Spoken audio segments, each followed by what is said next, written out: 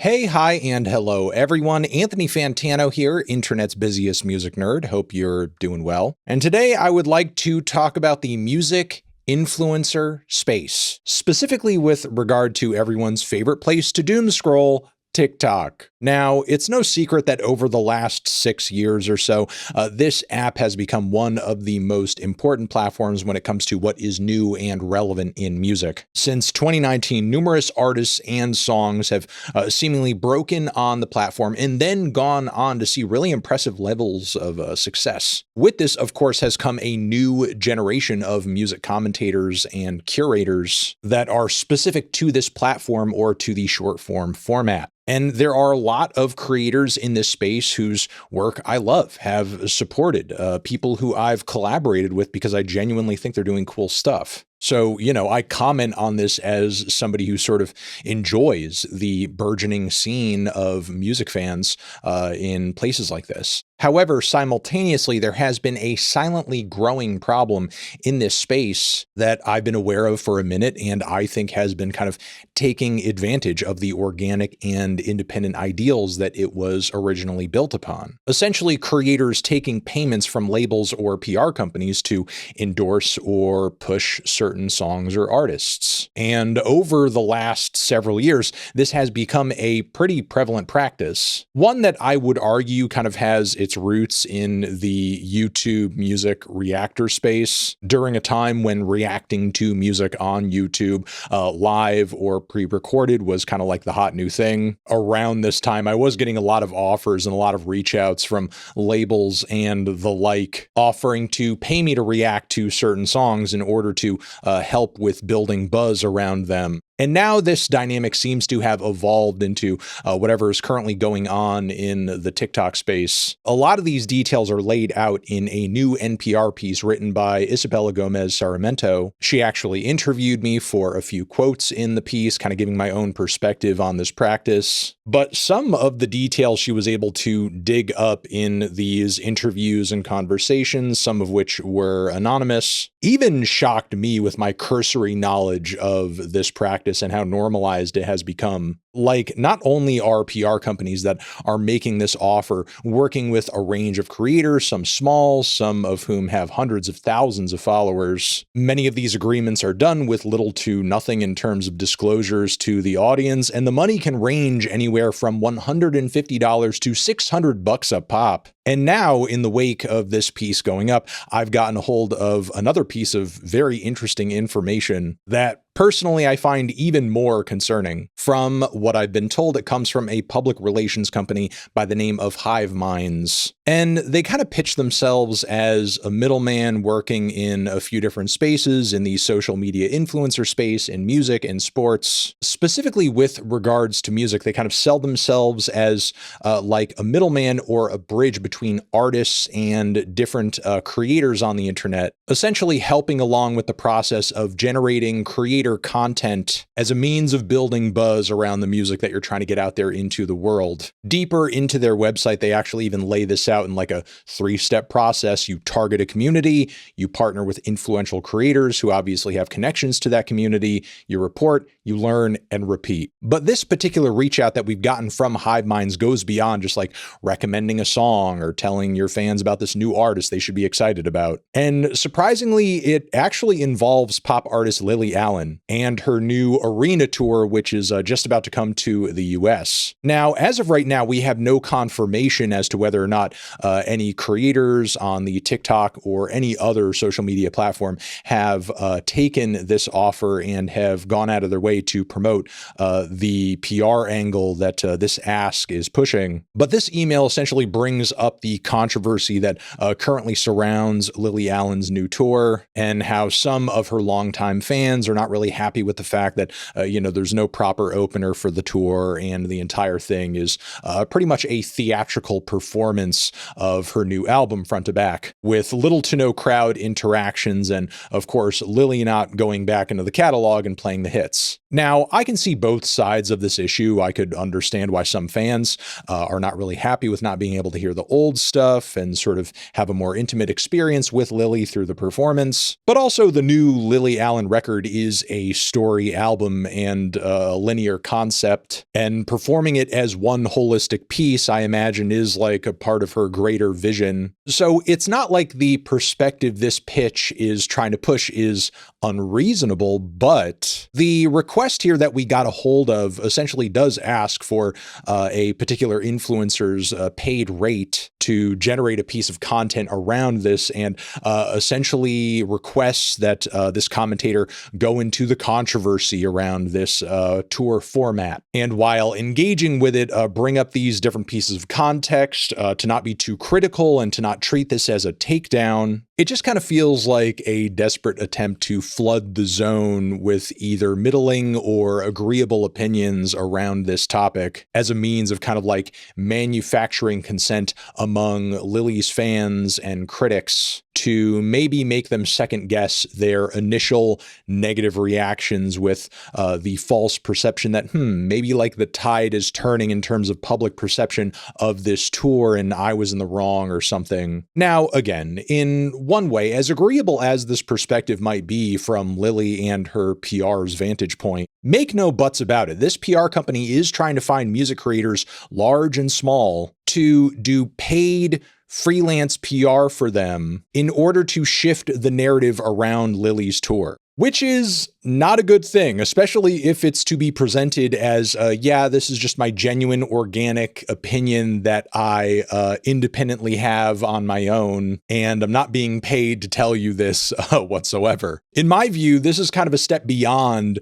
talking about music on your platform out of passion, even paid passion, as you're now just kind of volunteering to be a mouthpiece for labels and whatever artists can afford to pay. I will say again, I don't think this practice is as established as of this moment as the song endorsements that Isabella's piece originally addresses. But this still does feel like the next logical step in this evolution after labels and PR companies have kind of like softened these inexperienced creators to the idea of taking money to post certain perspectives or opinions on their platforms. Next, I talked to Isabella about her piece for more context here. Obviously, I've been aware of this article that you put out even before it was released because you asked me for a few comments on it. But one point of discussion that we didn't necessarily get into was what inspired you to write it in the first place? Was there any kind of inkling that you as a music fan had that something was going on in kind of the influencer space that didn't feel quite right in terms of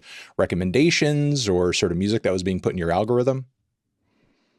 I think it was a combination of factors. I think part of it was, yes, realizing that apps like TikTok and Instagram have become these huge drivers of success in the music industry. And that, there's been this whole ecosystem of short form, curators, critics, I would say more so recommendation creators that have really grown, especially I think from 2020 to now.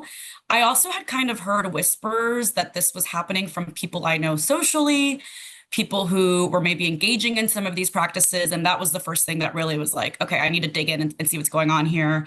But yeah, I think also trying to understand if these apps can break an artist, how are the labels engaging with them? And why are we not seeing advertisements for songs the way that we see advertisements for an eyeliner or a beverage brand, or in my case, I get a lot of clothing advertisements. And so I was I'm sure that the money is going somewhere. And I just wanted to better understand how that worked and better understand how these creators were approaching monetizing their accounts. I think I also saw that a lot of music creators were having access to really big artists. A lot of them were doing interviews or recommendation videos in collaboration with really big artists, where I was okay, this feels like it's gone beyond a step of just someone in their room listening to music, and someone who actually has access and has a foot in the industry in a different way. And I was curious about whether money was involved. I obviously didn't know for sure, but I just decided to start asking. Yeah, there's this kind of growing established practice of reaching out to these smaller TikTok creators in order to sort of push songs and create the perception of organic hype behind a certain artist or a certain record that's coming out. I mean, we know it's happening. Your piece sort of proves that it's happening by way of, creators sort of talking about their experience in this space, sort of doing these sorts of deals. But in these conversations, were you actually able to get a sense of like, despite the fact that this practice is happening, how effective is it actually in terms of like really kind of getting fans excited about the music itself? I mean, I think it's a little bit of like chicken or the egg situation. It's hard to tell how much of it is there are already fans, and then this content is more so like creating a bigger platform for the artist or helping sustain the hype around an artist, or vice versa. It's hard to tell if some of this is like it's really being planted through the creators, and then that helps the artist sort of like have a hit on the Billboard Hot 100 chart or have a viral, audio on TikTok. Like it's a little bit hard to tell, but what I gathered from all the people I talked to is that this seems to be a pretty widespread practice across the industry. Like it seems like a lot of creators are doing it, not just the ones that have millions of followers. Like you mentioned, the smaller creators are doing it too. And that to me hints at the fact that like this might be pretty effective if the labels are going to so many different types of creators with so many different types of audiences, and investing in these campaigns. Like to me, that suggests that it's probably pretty effective at getting people to listen to a song or helping put someone on the map in a way that, maybe they wouldn't through like traditional music media. Yeah, I mean, like in your piece, how it states, a lot of these asks sort of also come along with the request that there not be like a disclosure here, like, to kind of avoid the process of a disclosure so that there's not kind of this knowledge that, this is a paid endorsement. And I feel like for many of these PR firms to only approach larger creators and only work with larger creators, I feel like that would make it easier for music fans to kind of like sniff this out. If we like get three smaller creators, three larger creators, and we create a situation where it looks like they just so happen to all be talking about this artist at the same time, that in a way seems like a little bit more organic than only sort of seeking out the biggest voices and the biggest names out there to endorse X or Y or Z.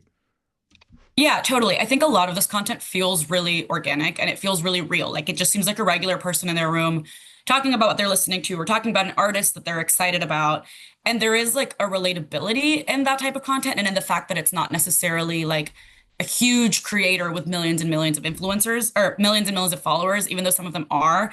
I feel like that is key to this strategy is like, it's really fun and accessible to find new music on social media. I don't want to blast that at all. Like I do think these platforms have like totally lowered the barrier of entry for a lot of people who might not be welcome or embraced in music media in a traditional sense. It's really cool to just see what people in other parts of the world or other parts of the country are listening to. Mhm. And I think that these campaigns kind of capitalize off of that because it's like, yeah, I want to see what this random person who maybe looks like me or seems to have similar interests to me is listening to. Like maybe I'm going to also like the same kind of music that they like. And then you don't realize that there is like a label or agency mechanism that's like A, paying them for the video, B, helping script or like approve what they're talking about in the video. Like there's a whole layer of, these very organic looking videos are actually being produced from start to finish with the help of a label or a marketing agency. Yeah, it's like a really nefarious poisoning of the well. Speaking as somebody who like started out just talking about albums in my bedroom and was, around that time, like not having any labels or PR people approach me, to sort of like work with them in kind of like a direct sense that, was almost like freelance, or, doing a job for them or something. But now, considering that, you're somebody who has been working in journalism and has studied journalism, and when you're looking to write something or put something out there in the world, you have to go through the rigor of having something that you're doing like checked or gone through the process of an editor combing over it and so on and so forth. Like, what does it say to you on a personal level to kind of like, see this other kind of side of the media industry out there where people are just completely, I guess, ignoring that element of, I guess, like, the process and just sort of saying like, well, we're not only going to not dig into this thing that I'm talking about, but we're just going to essentially just kind of say whatever we're being paid to say about it, kind of. I mean, honestly, I think it shows that like a lot of the people who are doing this or a lot of the creators who are working in this field lack context for how the industry works and how like music journalism works. And that's not to say that music journalism is perfect or that, everybody follows the rules or everybody follows the same ethical guidebook. But I do feel like influencing feels a little bit like the wild, wild west because these aren't people who are like, if you work for a media outlet, you have a handbook or like an ethical set of standards that you're supposed to follow. That doesn't mean everybody does, but for the most part, it's like we can all agree that like, you shouldn't be doing these things in exchange for money. You shouldn't be promising coverage in exchange for gifts, etc.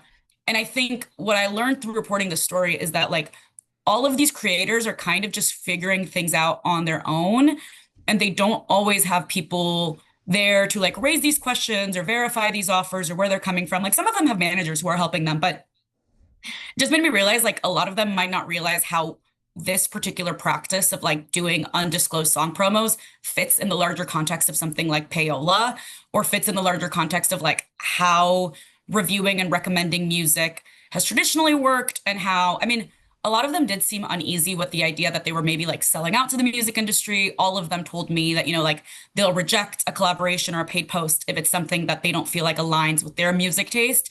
But I could already tell they're having these sort of like difficult feelings around engaging in this. And I think it's very different when someone is an employee of like a trusted brand or a trusted outlet versus someone just like fully putting their face and their name on an advertisement for a label or a corporation. Like, there's layers to unpack there. And I think that a lot of these creators are a little bit younger and they might not have the full context for like what this practice means for the industry and like what normalizing it suggests for the way that the industry engages in marketing. No, exactly. I feel like it's important to kind of stress that a lot of these creators who are on the younger and more inexperienced side, they're not necessarily going into these agreements with full understanding of the history of music journalism and media, and they're not necessarily going into these agreements with like nefarious intentions. I Totally. personally have like, more ire for the PR side of it because a lot of these people have been working in the PR industry and the music industry for years and years and years. And they remember, even if they are like, in their mid 20s or late 20s, like at least the concept of there being an era where, PR's interactions with the media did not work this way, and they're sort of like seeing a bit of a loophole here. And I understand that like, in the current media landscape, there are a lack of like good, solid, popular, and reputable platforms to get your artists promoted on. And you have to get them out there some way. And as you acknowledged toward the start of this conversation, like, TikTok is kind of seen as like the foundry, the place to kind of like break these new artists and get your artists out there, get them hype and get, sort of the perception going that there is like some organic interest in what they do. It's going to be easier, sort of like, faster to kind of like build that perception there than it is on, the Atlantic or, Billboard Totally. or whatever. So how are you going to get in there? And, kind of the easiest, fastest, cheapest way to do that is to find some teenager and throw them like 150, $200 and just say, hey, could you say something nice about this song? Yeah, and I think the thing is, like to your point, the creators aren't going into it with nefarious intentions. All of the people I talked to, like, some of them requested anonymity because they wanted to be able to talk freely about these relationships between labels and creators. But across the board, all of them started making music content because they genuinely love music. They are real music fans. They didn't start doing this to get paid by labels. They started doing this because they actually just like wanted to share what they were listening to and they wanted to build these communities online with people who had similar interests or similar tastes in music. And then, yeah, when you have the money enter and you have these sort of like systemic power relationships coming into play, where then you're having a label go through these people that like audiences trust, their followers trust to plant an artist or to promote an artist, like that's where it gets tricky. And I think from my experience talking to these creators, it puts them in kind of difficult positions. And I don't know that they're necessarily prepared to parse out like the ethical and legal implications of taking those deals. I'm sure you've been kind of well aware of this, but like as of late, it seems like there have been more conversations about this topic or similar ones lately, like parallels that people have very intensely been interested in when it comes to the promotion of music on the internet today. It wasn't too long ago that there was that explosive piece that people reacted to very aggressively and very quickly in terms of like, the geese psyop, as it were, and kind of like, finding ways to push the band in the algorithm. And a lot of people reacted to that very negatively, like, started to see the band in this like almost kind of like opportunistic, almost like you cheated the system kind of light. It's unfair for you to do this to all these other bands that are maybe worthy of more, just as much attention. But with your piece having been out for the time that it has, there hasn't been as strong as negative a reaction to sort of the idea of something that to me is even more questionable. The idea that you're literally exchanging money to pay somebody to say, this is good, that is good, so on and so forth. And, it's even getting worse than that in a way that we'll discuss in a second. But, why do you think people aren't having quite as strong a reaction to the revelation of this, even though, as you say, like it kind of historically makes more sense within the context of something like payola, something that famously is like very bad, very illegal, and understandably like, derided as a practice? I mean, I think part of it is like there's already a lot of skepticism, I think, in music communities and in music fandoms that like stardom is being engineered behind the scenes. Like all of the conversations around like industry plant and Nepo baby, like people already have this sort of conspiratorial thinking around how these campaigns are created. So I feel like this piece for most people is like confirming something they already suspected. I Mm. think um I think it's easier to blame the artist or to get upset at an artist whose music you like than it is like a particular creator that maybe you don't follow. And I also think I wonder if people read this piece and they don't necessarily realize that some of the people that they follow who promote music and who seem really cool and organic are participating in these practices. Because I didn't name all of the creators that I talked to. I named a couple of them, but I didn't name all of them. And I think it comes back to like people have really strong emotional attachments to the artists that they listen to. Like the music that you like says something about who you are. It's a part of your identity. It's how you build a community with other music fans.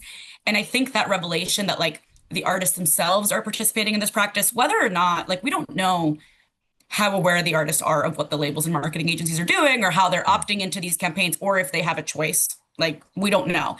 But I Right. think seeing the name of a band, particularly an alternative band like Geese, on a roster of an agency that is engaging in these practices, it just like creates a more emotional reaction because people don't want to feel like tricked into liking a band. People don't want to feel like they were fooled by the algorithm and it's not their taste, which I think also like it just raises bigger questions about why we like the things that we like and whether that, like I'm a big Geese fan. That article was really interesting and that revelation was really interesting. It didn't change my relationship to the music. Mm. But for some people, like it stirs all of this uncomfortable stuff about like how much of your taste is really yours versus how much of it is being defined for you. No, it's true. People do, in my experience, get really sensitive about the idea of their taste, their music taste, being influenced or not sort of being their decision. And I'll say as somebody who, recommends music as a job and knows a lot of the ins and outs of the music industry and sort of like has a general understanding of like how recommendation algorithms work and so on and so forth. Like, I can promise you like a great deal of your music taste is not yours. Like it's coming by way of some sort of like, industry mechanism that was created there to make sure that the music that you like and that you're interested in is there at the right place and the right time for you to discover and for you to get into. And there's nothing wrong with that. There's nothing wrong with that. But, again, in my own experience, it is funny to have kind of like, to have seen and to have read comments of people who, I know, like, watch me, for example, or have maybe gotten some recommendations from me, but, still want to be like, no, it's like everything that I like is like totally decided by me. And, it's nobody's influencing me to like what I like. Yeah, I mean, I think like marketing has always existed in the industry. I think for a lot of people, that chaotic good story was like, what else is new? We know that this is how marketing works. I think for people who have a certain amount of like faith in social media and then like, the internet being this like democratic, decentralized place of information, finding out that some of these accounts aren't actually being run by fans was difficult to hear. But then I think there are the different levels of like, what does it mean when it's not, when something is an advertisement and you don't know, when there is like that layer of like something is not being disclosed that should be disclosed.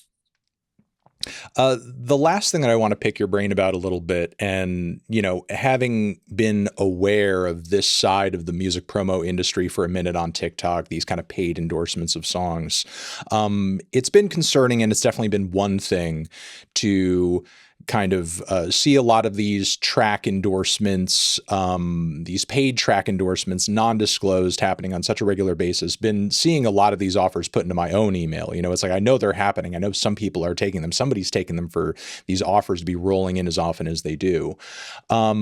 But up until now, like, a lot of the rationale, as you have said in your piece, has been kind of like, well, this is something that I would be endorsing anyway, or wanting to talk about anyway, if I wasn't being paid to talk about it. And, at the end of the day, I'm just telling people, like, hey, this is a song that I like. I'm interested in it. I enjoy listening to it. Check it out yourself. I could sort of see, at least on some level, the rationale that that's not really like a harmful thing, because at the end of the day, if you recommend it and somebody tries it out and they don't like it, nobody's forcing them to go back and listen to it. You know what I mean? You're just kind of like stating your preference, and people are free to disagree if they want to.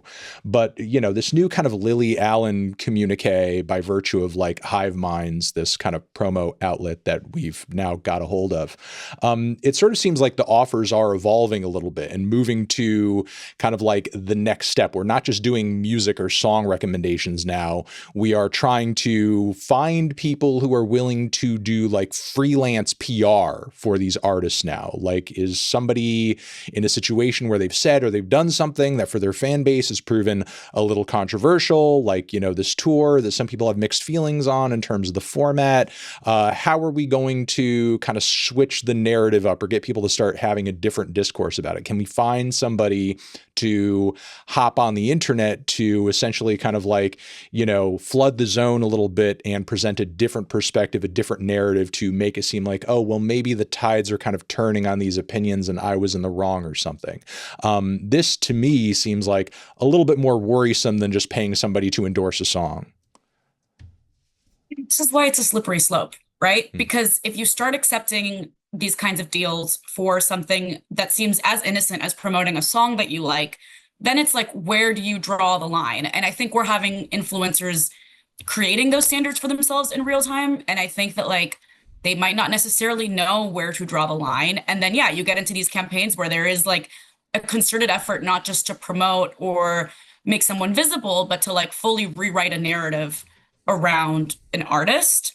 And that raises all kinds of other like ethical implications for people. One of the influencers I talked to, he told me that one of the campaigns that he accepted was for the Rolling Stones, and that it was to essentially like talk about their new song In the Stars, but not talk about the controversy surrounding the AI usage in their new music video. I reached out to the Rolling Stones label for comment on this. They did not get back to me. And, this is just what the influencer told me. But yeah, I think you see a real shift when it comes to not just like putting something in people's feeds, but saying something about it.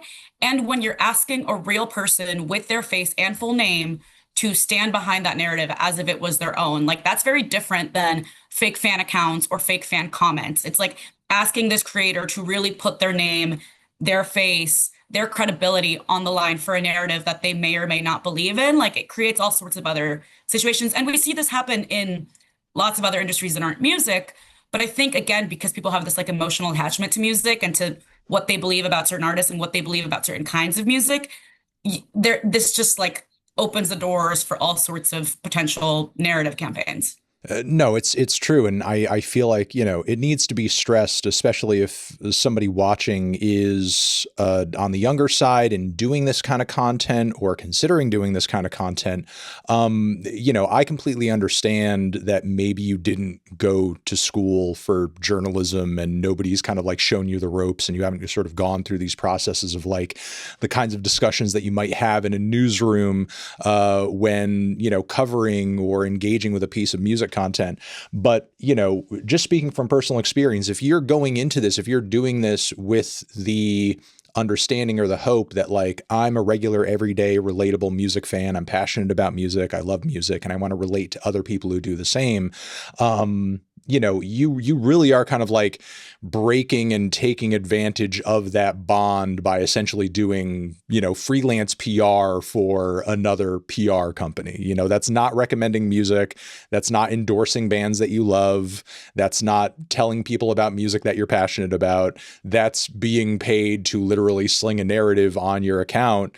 And even if maybe on some level you do see some validity in that, for people to know if they did actually find out that you were paid to say that thing, people are naturally going to take your opinion a lot less seriously once they know that like you're being paid to say it. Yeah, I mean, it really de-emphasizes and devalues independence. And Mm. I think sometimes people don't realize how much that jeopardizes their credibility because, like, once you have been willing to engage in one of these campaigns without disclosing it, and once you have been willing to participate in that kind of behavior, it's really hard to go back. And I Right. think, yeah, I think it's like it just de-emphasizes how cool it is for people to stick to what they actually like and recommend what they actually like and not be influenced by like the monetary incentive on the other side of it.